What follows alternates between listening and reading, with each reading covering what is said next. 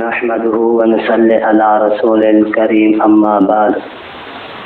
میرے دوستو، حضرت عقیل بن ابی طالب جو حضرت علی رضی اللہ تعالیٰ عنہ کے بھائی ہیں، فرماتے ہیں کہ ہم ایک مرتبہ حضور صلی اللہ علیہ وسلم کے ساتھ جا رہے تھے کہ اچانک ایک اونٹ دوڑتا ہوا آیا اور آ کر حضور صلی اللہ علیہ وسلم کی خدمت میں التجا کی، یا رسول اللہ الامان الامان۔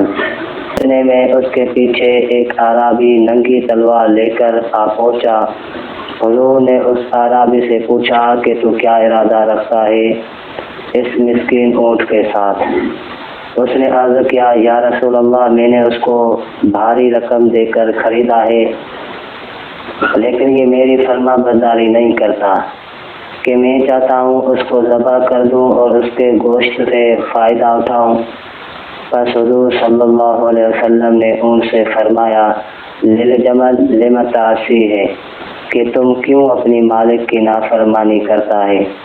اونٹ نے کہا، یا رسول اللہ، میں اچھے کاموں میں تو اس کی نافرمانی نہیں کرتا، مگر اس کے برے کاموں میں نافرمانی کرتا ہوں، اس واسطے کہ یہ ان لوگوں میں سے ہیں جو عشاء کی نماز پڑھتے ہی نہیں، اور میں ڈرتا ہوں کہ کہیں ان پر اللہ کا عذاب نہ آ جائے اور میں بھی اس میں ہلاک ہو جاؤں۔ حضور صلی اللہ علیہ وسلم نے اس اعرابی سے اس امر پر وعدہ لیا، اللہ یترک الصلاۃ، کہ آئندہ نماز نہیں چھوڑے گا۔ اس نے وعدہ کیا تو حضور صلی اللہ علیہ وسلم نے اونٹ کو اس کے حوالے کر دیا اور یہ فرماتے ہوئے کہا کہ تیرا مالک آئندہ نماز نہیں چھوڑے گا۔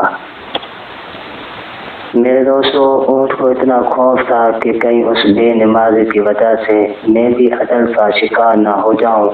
اس خوف کی وجہ سے آ کر حضور صلی اللہ علیہ وسلم سے کہا کہ الامان الامان۔